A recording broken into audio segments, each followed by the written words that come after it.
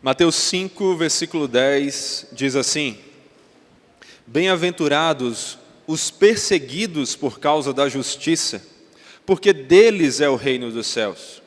Bem-aventurados são vocês, quando por minha causa os insultarem e os perseguirem, e mentindo disserem todo mal contra vocês. Alegrem-se e exultem, porque é grande a sua recompensa nos céus, pois assim perseguiram os profetas que viveram antes de vocês. Quem aqui acharia naturalmente um bom motivo para nos alegrarmos o enfrentar a perseguição? Não parece ser um bom motivo, não é verdade?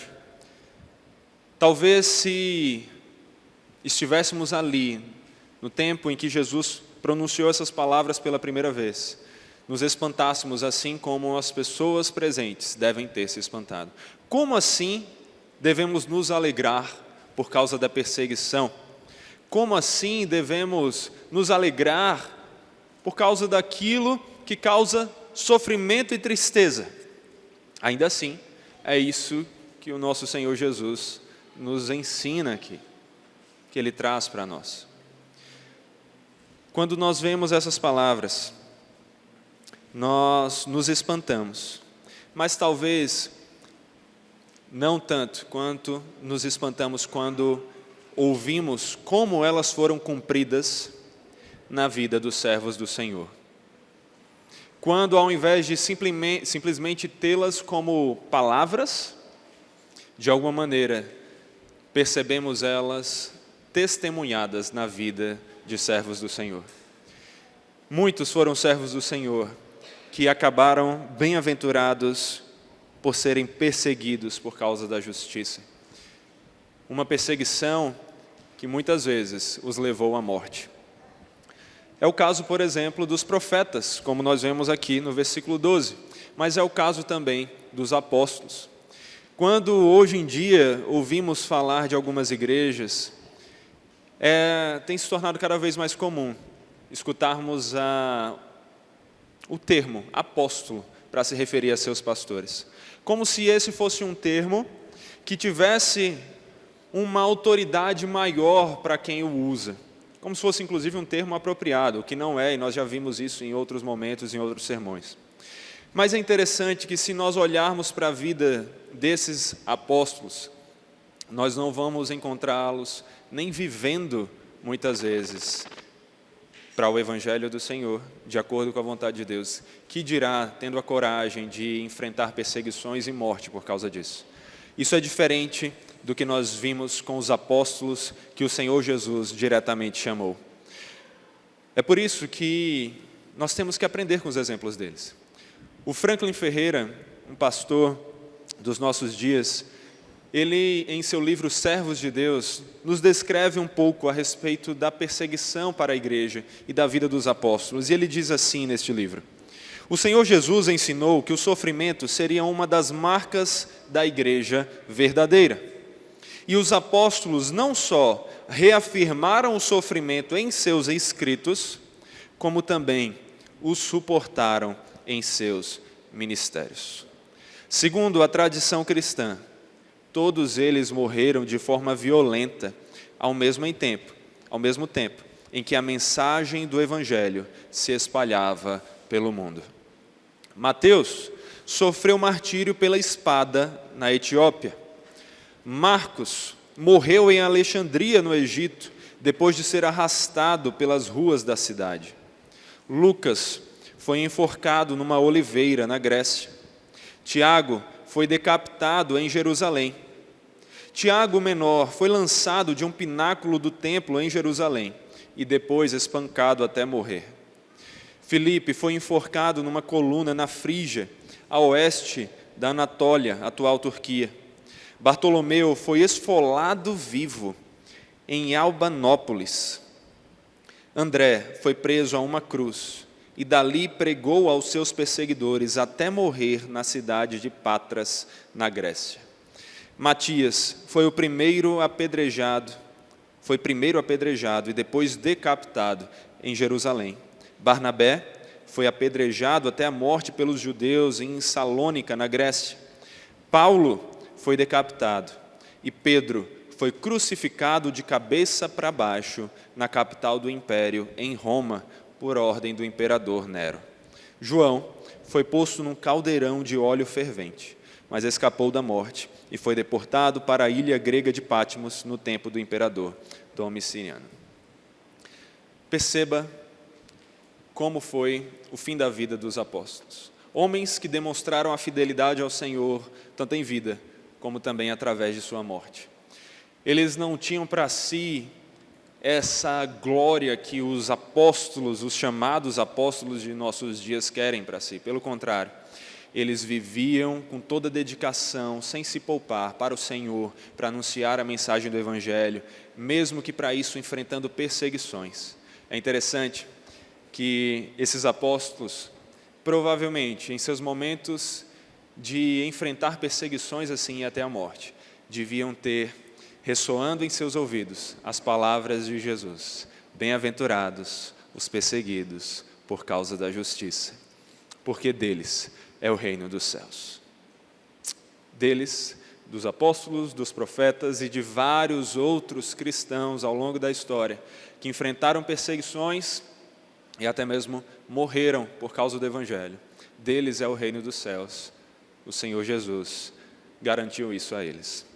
Essa bem-aventurança aqui que nós temos é a 8ª das bem-aventuranças e conclui todas as outras, mostrando para nós o que muito possivelmente aconteceria e acontecerá com aqueles que viverem em conformidade com as 7 bem-aventuranças anteriores. Quem for fiel ao Senhor e viver de acordo com a sua palavra, inclusive com as outras 7 bem-aventuranças, muito possivelmente experimentaria perseguições de vários níveis, mas até mesmo aquelas que os levaria à morte, e os levou assim. Aqui nós vemos que bem-aventurados são os perseguidos por causa da justiça. A justiça já foi mencionada nesse texto das bem-aventuranças. Nós falamos dela na 4ª bem-aventurança, que se encontra no versículo 6. Bem-aventurados os que têm fome e sede de justiça, porque serão saciados. Nós falamos, ao meditarmos sobre esse versículo anteriormente, que essa justiça aqui ela tem pelo menos um tríplice significado. É a fome e sede de justiça, o grande desejo de se ver como justo diante da lei de Deus. É também de se ver como justo moralmente falando, no sentido de não só não estar mais condenado, mas ser justificado, inocentado de seus crimes, de seus pecados, mas também de agora ser justo, buscando viver de acordo com a vontade de Deus. Vimos também que essa justiça tinha um aspecto social, de um grande desejo de ser um instrumento e de colaborar para que a justiça, a vontade de Deus, fosse cumprida no mundo, o reino dele avançasse e as pessoas vivessem de uma maneira correta, abençoada. Aqui nós vemos que essa justiça, então, ela implica o viver de acordo com o Evangelho. A justiça, dessa maneira, pode inclusive ser usada como o Evangelho em si, a mensagem de Deus, viver de acordo com a palavra de Deus. E nós vemos, então, que Jesus diz que bem-aventurados são os perseguidos por causa disso. A NTLH traz até uma palavra interessante, uma tradução interessante para a gente deixar bem enfaticamente em nossa mente o que é que Jesus nos ensina. Ela diz assim: felizes as pessoas que sofrem perseguições por fazerem a vontade de Deus. Felizes as pessoas que sofrem perseguições por fazerem a vontade de Deus, pois o reino do céu é delas. Olhe que mensagem forte. Feliz é aquele que é perseguido por viver de acordo com a vontade de Deus. Mas o verso 10, por sua vez, está intimamente conectado com os versos 11 e 12. A verdade Essa é a primeira bem-aventurança que nós vemos aqui, que é logo em seguida desenvolvida um pouco mais. Nós vemos cada uma das bem-aventuranças anteriores resumidas em uma frase, em um versículo. Mas aqui, Jesus não só traz essa frase marcante da bem-aventurança dos perseguidos, mas ele também desenvolve o que ele quer dizer com isso, porque eles sabiam que muitos entenderiam errado essa mensagem, e talvez muitos considerariam essa a mais difícil de entender. Ele vai explicar mais então o que é que ele quer dizer sobre essa perseguição, nos versículos 11 e 12.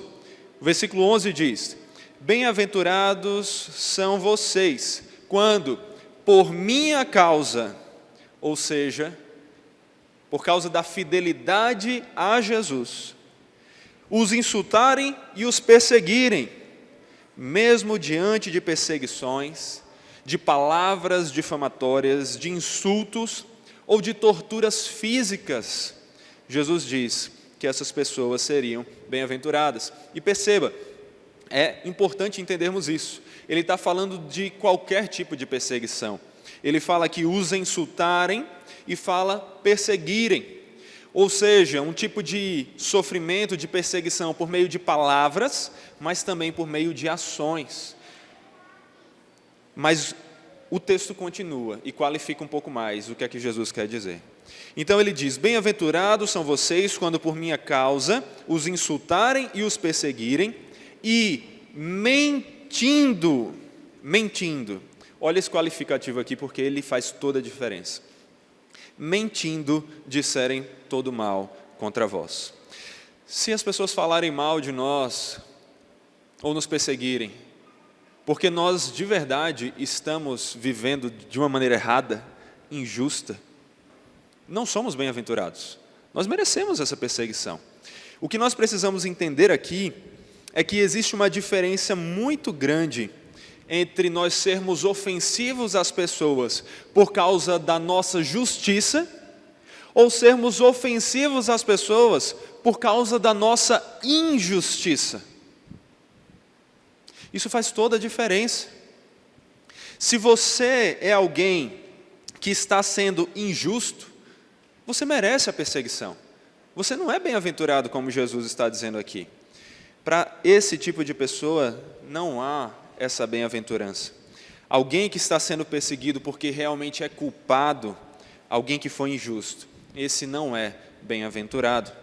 Nenhuma alegria, nem bênção de Deus vai ser dada a eles por causa disso. Eles merecem sua perseguição. Se as pessoas falam mal de nós porque nós somos realmente sem noção, mal educados, ou estamos julgando de forma hipócrita e sem misericórdia, nós não somos bem-aventurados. Nós estamos agindo de uma maneira errada. É o que nós vemos Pedro desenvolver. Pedro, que estava presente, ouvindo aqui o Sermão do Monte, desenvolver em sua epístola. Lá em 1 Pedro 4,15 está escrito: que nenhum de vocês sofra como assassino, ou ladrão, ou malfeitor, ou como quem se mete na vida dos outros. Ou seja, que vocês não sofram como pessoas que estão fazendo algo errado, agindo da maneira errada. Mas aí ele continua no versículo 16: mas se sofrer como cristão, não se envergonhe. Pelo contrário, glorifique a Deus por causa disso. Perceba que Pedro enfatiza aqui o sofrer como cristão. Sofrer como cristão. Ele não está falando de ser bem-aventurado por sofrer de acordo com injustiças que praticamos, mas o sofrimento por viver de acordo com a fé cristã, com a justiça da fé cristã. O sofredor bem-aventurado é o cristão.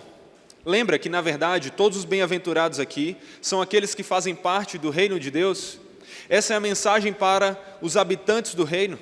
Lembra que nós temos repetido isso ao longo de toda essa série, enquanto meditamos nas bem-aventuranças? Quem é que faz parte do reino de Deus? São os cristãos. São os que estão em Deus por causa de Cristo, imitando seus exemplos, vivendo, buscando viver de acordo com o caráter de Cristo. Esses são os bem-aventurados. Então aqui nós aprendemos que o bem-aventurado é o cristão. Mas ele também não está falando que bem-aventurado é qualquer um que, como cristão, sofre por qualquer motivo. É como cristão sofrer por viver o cristianismo. Eu quero explicar mais isso aqui, porque existe uma diferença enorme. Você pode ser cristão e estar sofrendo uma perseguição injusta, mas não porque você é cristão, e sim por causa de outros motivos. Por exemplo, muitos sofrem como prisioneiros de guerra. Hoje, no Brasil, nós não temos vivenciado essa guerra, mas nós temos visto inúmeras notícias de guerras acontecendo ao redor do mundo. Prisioneiros de guerra sofrem. Mas se você, como um cristão, em algum contexto, algum cristão foi preso em um contexto de guerra, mas por causa da guerra em si, por causa de motivos ligados à guerra, não é dessa bem-aventurança que estamos falando aqui. Também nós não estamos falando aqui de você, como um cristão, por exemplo, ser perseguido por causa de posições políticas que você tem. Imagine que se levantasse uma perseguição política a pessoas que são de um partido específico ou que defendem certas causas específicas desse partido. E você, como cristão, fazendo parte, ligado a esse partido de alguma maneira, fosse perseguido. Não é ainda essa bem-aventurança que Jesus está falando aqui. Ele está falando o tempo todo de você ser bem-aventurado por viver de acordo com a justiça de Deus, de acordo com a justiça cristã, de acordo com o Evangelho, de acordo com a vontade de Deus, conforme expressa na palavra. Você ser perseguido simplesmente porque você está fazendo a vontade de Deus, aquilo que Ele mandou você fazer. Se você se encontrar num contexto onde for perseguido por causa da vontade de Deus, porque você está fazendo aquilo que Deus ensina em sua palavra, então você pode dizer para si: eu estou sendo bem-aventurado, porque eu estou sendo perseguido por causa da justiça da fé cristã, a fé do Senhor. É disso que nós estamos falando nesse texto. Agora, quando as pessoas falam mal de nós, porque elas estão realmente então mentindo, elas estão nos difamando, acrescentando fatos a nosso respeito que não condizem com a realidade, simplesmente para nos colocar em perigos, em sofrimentos, nos prejudicar. E isso porque nós estávamos vivendo a fé cristã. Então nós somos bem-aventurados. E Jesus é quem demonstrou isso de maneira mais plena. Jesus é o bem-aventurado que foi perseguido por causa da justiça. Jesus viveu a justiça de Deus, a vontade do Senhor de maneira perfeita. Ele mesmo disse que ele tinha para si como alimento o fazer a vontade de Deus. Ele cumpriu a vontade de Deus em todos os pontos, a lei do Senhor em todos os seus mandamentos. Jesus viveu de acordo com a justiça de Deus de maneira perfeita. E o que isso ocasionou? O que isso fez com ele? Ele foi perseguido, ele foi julgado, ele foi difamado, mentindo, disseram males contra ele. As pessoas ofenderam Jesus, as pessoas cuspiram em sua face, mas mais do que isso, Jesus foi torturado fisicamente por estar vivendo de acordo com a vontade de Deus. Ele foi atacado por pessoas que em sua hipocrisia e em sua injustiça, achando que estavam vivendo a vontade de Deus, mas não vivendo essa vontade, quando viram Jesus cumpri-la perfeitamente e viram que Ele estava ressaltando as falhas delas, essas pessoas se ofenderam. Se ofenderam por quê? Porque Jesus estava sendo injusto? Não, porque Jesus estava sendo verdadeiramente justo. E por causa da justiça de Jesus, eles então começaram a persegui-lo. começaram a tentar prejudicá-lo, mentir a seu respeito, negar os seus ensinos. E isso foi caminhando até que, como era a vontade do Senhor desde a eternidade, como o Senhor já tinha dito, eles levaram Jesus à cruz. Eles levaram o nosso Senhor para sofrer, para morrer. Jesus foi insultado, difamado, perseguido, tanto através de palavras como através de ações. Ele sofreu dores e mais dores em seu corpo. Mas, quando estava ali na cruz, ele sofreu por causa das nossas injustiças. Quando nós paramos para pensar no sofrimento de Jesus e em como ele foi perseguido por causa da sua justiça, e nós vemos a injustiça das pessoas que levaram Jesus para ser crucificado, nós não podemos esquecer que nós temos culpa em Cristo ter ido para a cruz. Por quê? Por que Cristo foi para a cruz? Cristo foi para a cruz porque nós fomos injustos. Nós não cumprimos a vontade de Deus. Nós não cumprimos a lei do Senhor. Por causa das nossas injustiças, o justo do Senhor foi para a cruz. E na cruz, ele sofreu a maior de todas as dores. Não aquelas dores que o filme, por exemplo, Paixão de Cristo, tanto mostra para nós. Como se Cristo tivesse expiado os nossos pecados, perdoado os nossos pecados, por causa das chicotadas que recebeu, por causa dos espinhos, por causa dos pregos. Sim, tudo isso lhe causou dor, mas não eram os romanos, não eram os humanos que iriam cumprir a justiça de Deus para fazer com que os nossos pecados fossem pagos. A nossa dívida não era diante do tribunal de Roma, não era diante do tribunal do mundo. A nossa culpa era diante do tribunal do Senhor. E foi o justo juiz que puniu o justo pelos injustos, por causa do seu amor, da sua graça e da sua misericórdia. Porque Cristo, o Cordeiro de Deus, voluntariamente se entregou em nosso lugar, para que nós injustos fôssemos declarados justos, fôssemos reconciliados com o nosso Deus, e então transportados para o reino de Deus, para dizermos então, nosso é o reino dos céus, nosso é o reino do nosso Senhor, porque Cristo, o justo, morreu pelos injustos. Quando nós olhamos para essa mensagem, nós vemos Cristo como bem-aventurado, aquele que olhou para o seu trabalho e se alegrou por ver que por causa das suas dores e das suas feridas, muitos foram sarados. Se seu coração não tem mais em si o peso do pecado, ou o peso de tentar conquistar para si a própria salvação, é porque Cristo carregou esse peso em seu lugar.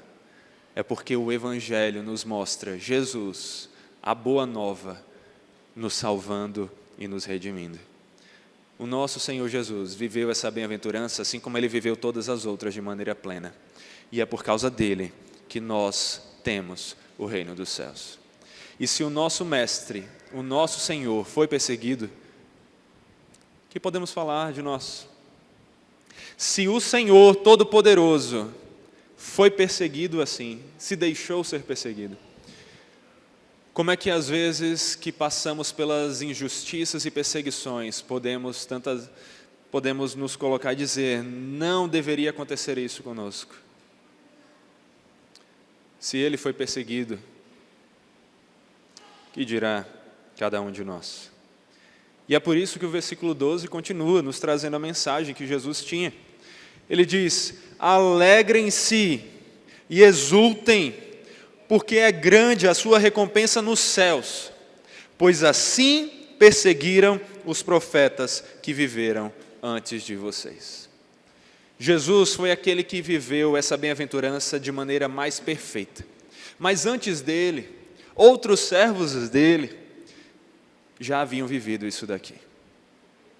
Nós vimos vários profetas sofrendo por amor ao Senhor. Nós temos testemunhos também semelhantes às mortes dos apóstolos, a morte de profetas, que foram apedrejados, foram cortados ao meio, que sangraram por aquele que, por meio do seu sangue, os salvou. Nós vemos, meus irmãos, muitos testemunhos de profetas do Senhor, assim como os apóstolos do Senhor, que viveram para a glória de Deus, abrindo mão da sua vontade para viver a vontade do Senhor, carregando a sua cruz, como um dia Cristo carregaria a dele, e já carregou quando olhamos a partir dos nossos dias. E esses profetas são bem-aventurados, mesmo diante das dores tremendas que sentiram, porque deles é o reino dos céus, porque o Senhor Jesus, também em seu sacrifício, os purificou de todo o pecado. Por causa de Cristo Jesus, esses profetas, esses apóstolos, e não somente eles, mas muitos outros servos do Senhor ao longo da história, são bem-aventurados, porque têm o reino dos céus. Assim nós também seremos bem-aventurados, por seguirmos o exemplo do nosso Senhor Jesus, e vivermos de acordo com a vontade de Deus da melhor maneira que pudermos, vivermos de acordo com a justiça de Deus. Seremos bem-aventurados quando formos imitadores de Paulo, assim como ele era imitador de Cristo. Paulo, aquele de quem Cristo disse que ensinaria a ele o quanto importava sofrer por amor ao seu Senhor. Seremos bem-aventurados quando imitarmos os exemplos dos outros apóstolos e dos outros cristãos e servos do Senhor ao longo da história. Quando nós passarmos por perseguições, sejam difamações, sejam perseguições físicas, nós seremos bem-aventurados e somos bem-aventurados por causa de Cristo Jesus, o bem-aventurado de Deus. Nosso é o reino dos céus, porque o dono do reino dos céus nos deu acesso a ele, por causa dos seus méritos, por causa da sua graça. Às vezes, nós tendemos a olhar para a perseguição no contexto em que vivemos no Brasil, no século 21, e acharmos que ela é simplesmente futura. Falamos sobre isso recentemente também, mas vale relembrar aqui. Achamos que a perseguição é somente algo que virá a acontecer. Por quê? Porque nós estamos em paz aqui. Estamos aqui vivendo a nossa fé cristã no ar-condicionado, porque graças a Deus conseguimos instalar esse ar-condicionado, né? Dentro aqui de um espaço, não escondidos, mas com uma placa ali na frente, com portas transparentes, sem temermos que pessoas entrem aqui para nos perseguir ou mesmo nos matar por causa da nossa fé. Mas nós esquecemos que nós não somos o todo. Existem muitos cristãos espalhados pelo mundo e existem muitas perseguições acontecendo por aí. Se você olhar para contextos como Coreia do Norte, China, outros países ali também para o lado da Ásia, você vai encontrar perseguições intensas, não só de palavras, mas de ações. Cristãos que são mortos por causa de seus pecados de crerem em Deus e de viverem a fé cristã. Perseguições como as que os apóstolos viveram em algum grau, acontecem todos os dias, só que nós não estamos vendo com os nossos olhos. E como já diz aquele ditado popular, o que os olhos não veem, o coração não sente, não é verdade? Mas nós deveríamos fazer de tudo para ver mais a respeito disso pelos nossos olhos da fé, através das nossas orações, colocarmos essas pessoas que estão enfrentando perseguições em nossas orações, pedindo ao Senhor que tenha misericórdia delas e que as livre do sofrimento, mas que também, se é vontade do Senhor, que elas continuem sofrendo por Ele, como Ele sofreu por elas, que elas recebam dEle a alegria, a esperança, a fé, a certeza de que o sofrimento atual não se compara à alegria do porvir. Quando nós olhamos para a história, meus irmãos, nós já vemos muitas perseguições. Aqui no Brasil, estamos livres aparentemente de perseguições agora, mas nós já também enfrentamos perseguições por viver a nossa fé. Houve uma época em que os que se diziam evangélicos, que estavam tentando viver a fé cristã, foram perseguidos por outros grupos religiosos, e muitos, inclusive, mortos. Hoje, pela graça do Senhor, temos liberdade disso. Mas também não podemos nos esquecer que ainda assim não estamos livres de maneira completa de qualquer tipo de perseguição. Porque talvez, pela graça do Senhor, não estamos agora experimentando aqui uma perseguição física, mas nós enfrentamos outros tipos de perseguição. E talvez você esteja ouvindo essa mensagem e se identifique com isso e diga: sim, eu tenho sido perseguido pela minha fé. Onde? No meu trabalho. Tenho sido perseguido pela minha fé nos meus estudos. Tenho sido perseguido pela minha fé na minha família. Muitos de nós enfrentam ou enfrentarão perseguições nos contextos onde estamos inseridos, simplesmente porque estamos vivendo de acordo com a justiça de Deus, de acordo com a vontade de Deus. Podemos ser perseguidos no nosso trabalho porque nos recusamos a mentir, ou a roubar, ou a prejudicar pessoas, porque aprendemos que a vontade de Deus, a vontade justa de Deus é que amemos o próximo e sejamos o povo da verdade, como o nosso Deus é a verdade. Podemos ser perseguidos no contexto acadêmico, quando não aceitamos certas ideias e teorias que eles trazem para nós, porque temos a nossa fé baseada acima de tudo nas Escrituras e dizemos: não importam essas supostas evidências que vocês trazem aqui, que inclusive muitas vezes são muito mais teorias do que evidências, mas importa a fé que eu tenho baseada nas Escrituras, no nosso Deus. E aí enfrentamos perseguições, trabalhos negados, oportunidades acadêmicas negadas. Muitas vezes somos perseguidos na família, quando somos ridicularizados e insultados, porque nós estamos vivendo o Evangelho, porque nos recusamos a viver muitas vezes em um contexto de piadas profanas, inadequadas, sujas, ou por bebermos até cairmos de tanto ficarmos embriagados, ou nos recusamos a rir de contextos de adultério ou de pornografia, quando nos recusamos a fazer coisas que são inadequadas de acordo com a palavra. Somos perseguidos muitas vezes simplesmente por viver o Evangelho e pregar esse Evangelho. E quando as pessoas ouvem nossas bocas anunciarem a palavra de Deus e percebem que dura é esta palavra, que o confrontamento de seus pecados é difícil para elas, elas nos perseguem, elas nos excluem, elas nos insultam, elas nos difamam. Mas mesmo em meio a todas essas e outras perseguições, se estamos sendo perseguidos por causa da nossa fidelidade à palavra do Senhor, não porque estamos sendo rudes, grossos, sem misericórdia na proclamação do Evangelho, não porque estamos sendo hipócritas em pregarmos algo e vivermos algo diferente, mas porque estamos vivendo e proclamando o verdadeiro Evangelho. Se nós estamos passando por esse tipo de perseguição, bem-aventurados somos, porque nosso é o reino dos céus. Porque aquele que é o bem-aventurado, que foi perseguido até morte, morte de cruz, ele venceu a morte, ele nos declarou justos, e Ele nos guarda e nos preserva, não necessariamente para que não enfrentemos perseguições, mas que mesmo em meio às perseguições, possamos nos alegrar e termos a paz, que excede todo entendimento, que vem do nosso Deus. Por isso, nós somos bem-aventurados. Agora, ao mesmo tempo, nós temos que refletir. Se você é alguém que não enfrenta nenhum tipo de perseguição, nenhum tipo de ofensa, nenhum tipo de perseguição física, se você vive numa completa paz com todas as pessoas ao seu redor, será que você é o bem-aventurado descrito aqui?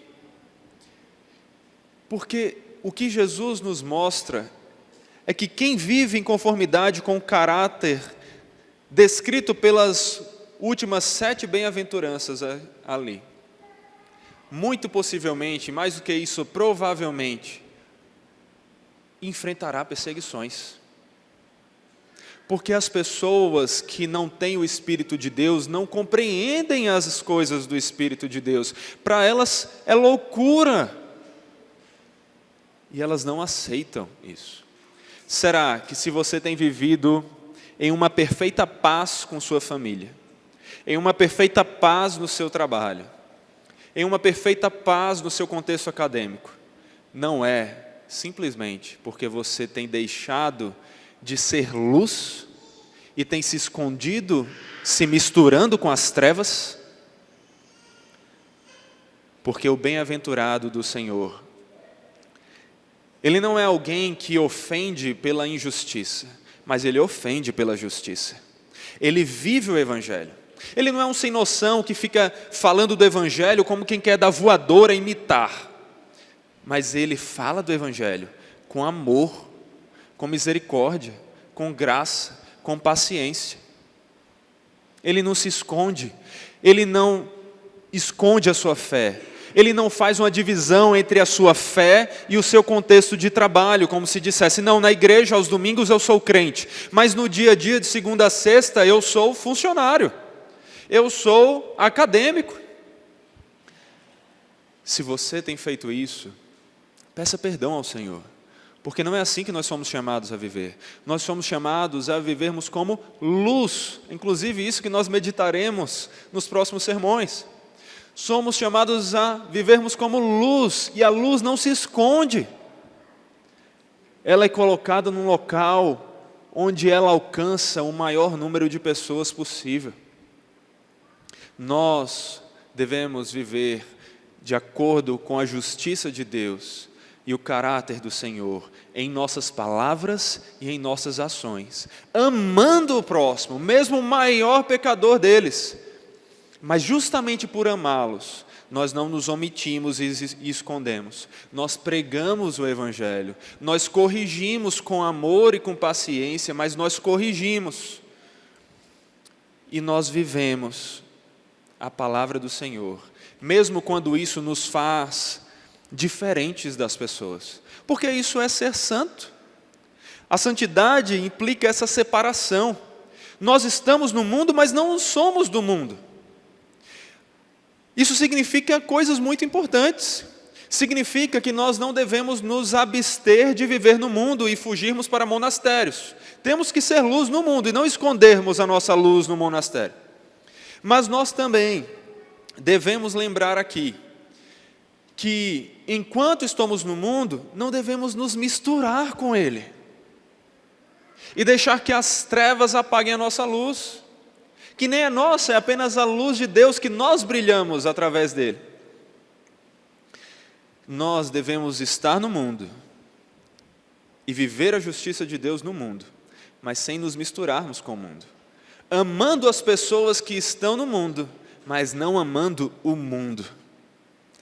É isso que nós devemos fazer, e muito provavelmente, quando fizermos isso, enfrentaremos perseguições, sejam palavras, sejam inclusive perseguições físicas, em todos os tipos de contexto. Mas nós não devemos temer, porque se estamos no Senhor, nós temos a vitória, temos o reino de Deus. Seja qual for a nossa situação de paz ou de perseguição, de uma perseguição física ou de qualquer outro tipo, nós precisamos permanecer fiéis ao Senhor. É como está escrito em Mateus 10, portanto, todo aquele que me confessar diante dos outros, também eu o confessarei diante de meu Pai que está nos céus. Presta atenção. Mas aquele que me negar diante das pessoas, também eu o negarei diante de meu Pai que está nos céus. Se você quer ser o famoso cristão 007, se você quer ser aquele cristão que se esconde, que esconde a fé, para não ofender as pessoas, por viver a fé, por não querer ser excluído dos grupos, você estará vivendo como alguém que nega o Senhor Jesus diante dos homens. E esses serão negados diante de Deus, pelo próprio Cristo. Mas se você tem vivido o Evangelho, mesmo a duras penas, ainda que o mundo todo negue o amor a você, o amor abundante, infinito, maravilhoso de Deus, que deu o seu Filho unigênito, para que todo aquele que nele crê não pereça, mas tenha vida eterna, estará sobre você, e você poderá ter alegria nele. Assim como aconteceu com os profetas, com os apóstolos, com os primeiros mártires da igreja, e com inúmeros outros cristãos ao longo dos anos, mesmo que todo mundo nos persiga, não seremos condenados, não da maneira que realmente importa, porque ainda seremos justificados diante do justo juiz, diante do nosso Deus.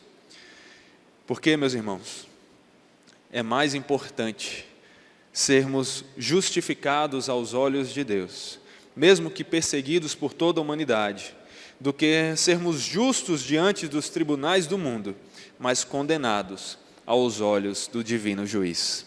Como o próprio Jesus nos ensinou, não devemos temer os que matam o corpo, mas não podem matar a alma. Pelo contrário, nosso temor é devido a Deus, aquele que pode fazer perecer tanto o corpo quanto a alma, aquele que é o dono de tudo e que é o Deus bondoso que nele nos abençoa e guarda.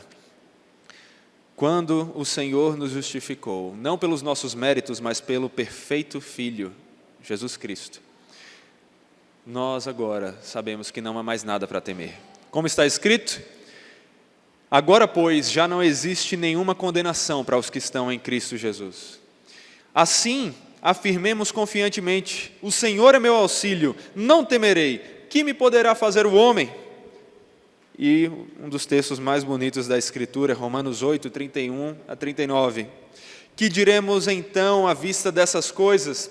Se Deus é por nós, quem será contra nós? Aquele que não poupou o seu próprio Filho, mas por todos nós o entregou, será que não nos dará graciosamente com ele todas as coisas? Quem tentará acusação contra os eleitos de Deus? É Deus quem os justifica. Quem os condenará? É Cristo Jesus quem morreu, ou melhor, quem ressuscitou, o qual está à direita de Deus e também intercede por nós. Quem nos separará do amor de Cristo? Será tribulação, ou angústia, ou perseguição, ou fome, ou nudez, ou perigo, ou espada? Como está escrito, por amor de ti, somos entregues à morte continuamente. Fomos considerados como ovelhas para o matadouro. Em todas estas coisas, porém, somos mais que vencedores por meio daquele que nos amou.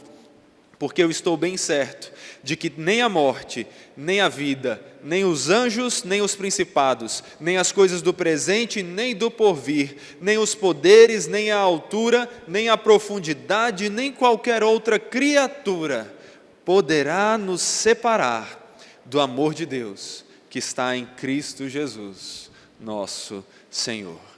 E é por causa disso que nós podemos ter certeza que nós somos bem-aventurados no nosso Senhor Jesus. Como então devemos viver? Como então devemos agir diante do mundo? Pedro nos traz algumas aplicações em sua epístola. 1 Pedro 3, versículo 8 diz: finalmente, tenham todos o mesmo modo de pensar. Sejam compassivos, fraternalmente amigos, misericordiosos, humildes. Não paguem mal com mal, nem ofensa com ofensa. Pelo contrário, respondam com palavras de bênção, pois para isto mesmo vocês foram chamados, a fim de receberem bênção por herança. Pois aquele que quer amar a vida e ter dias felizes, refreie a língua do mal e evite que seus lábios falem palavras enganosas. Afaste-se do mal e pratique o bem. Busque a paz e empenhe-se por alcançá-la. Porque os olhos do Senhor repousam sobre essas pessoas. O Senhor tem os seus olhos que repousam sobre os justos e os seus ouvidos estão abertos às suas súplicas. Mas o rosto do Senhor está contra aqueles que praticam o mal. Ora, quem há de maltratá-los se vocês forem zelosos na prática do bem? Mas mesmo que venham a sofrer por causa da justiça, parece que aqui Pedro tem exatamente as palavras de Jesus em sua mente.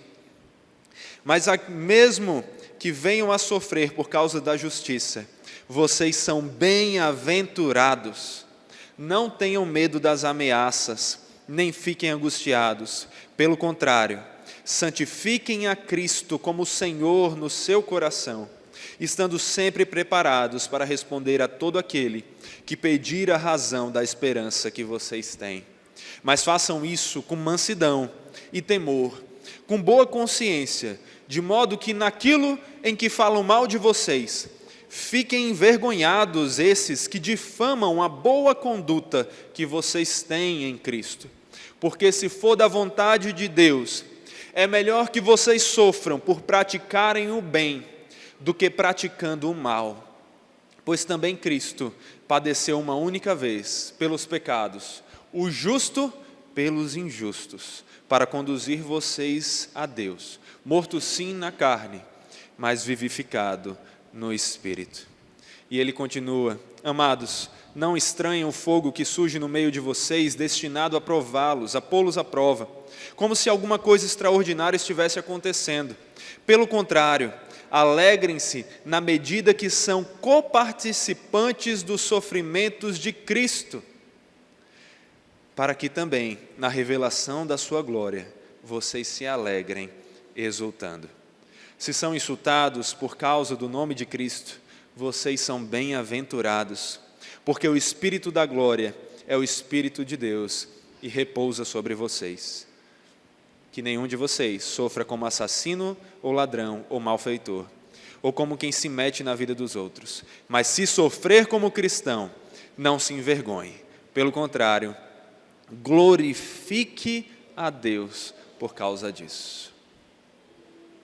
O sofrimento deve ser motivo de alegria para nós, por termos a honra de sofrer por quem sofreu por nós, de completarmos a obra de Cristo, de continuarmos vivendo de acordo com o seu Evangelho.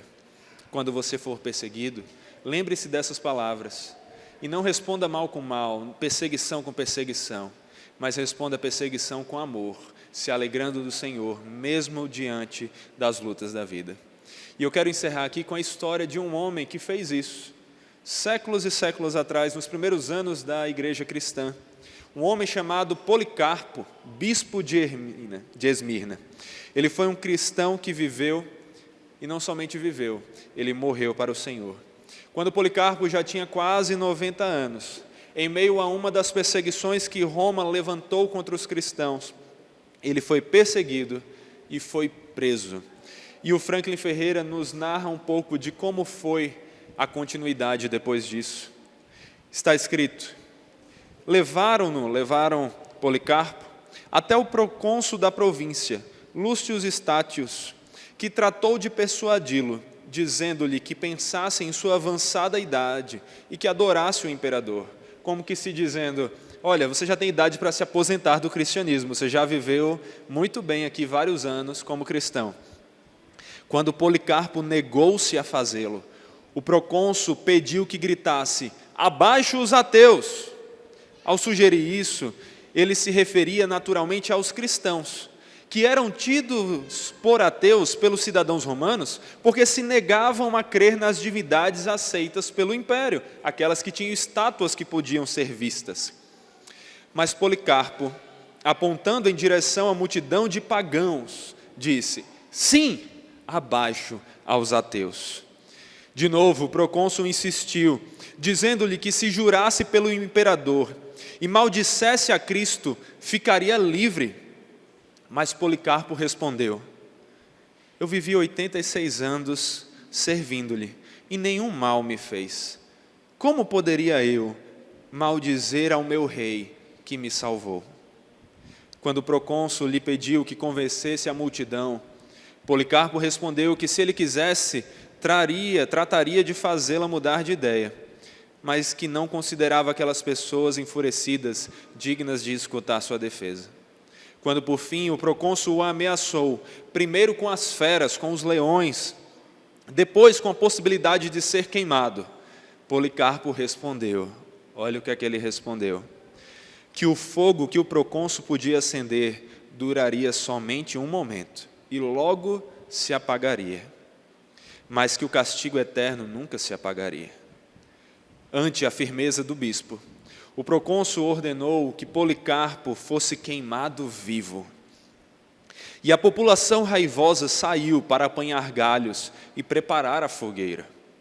Amarrado, já no meio da fogueira preparada, quando estavam a ponto de acender o fogo, Policarpo elevou os olhos ao céu e orou em voz alta: Senhor Deus Todo-Poderoso, Pai de teu Filho amado e bendito Jesus Cristo, pelo qual recebemos o conhecimento do teu nome, Deus dos anjos, dos poderes, de toda a criação e de toda geração de justos que vivem na tua presença, eu te bendigo por me teres julgado digno deste dia e desta hora, de tomar parte entre os mártires e do cálice do teu Cristo, para a ressurreição da vida eterna da alma e do corpo, na incorruptibilidade do Espírito Santo.